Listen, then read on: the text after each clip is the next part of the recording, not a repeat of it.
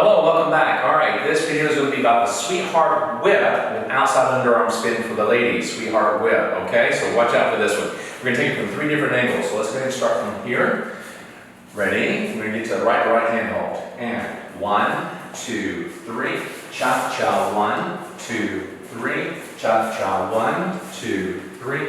Cha-cha. 1, 2, 3. Very nice. All right, let's move it over this way. Actually, let's start off from here. Ready? And 1, 2, 3. Cha-cha. 1, 2, 3. Cha-cha. 1, 2, 3. Cha-cha. 1, 2, 3. Nicely done. Now we'll give you a different angle here with my back to you. We get a little closer to the camera. Ready? And 1, 2, 3. Cha-cha. 1, 2, 3.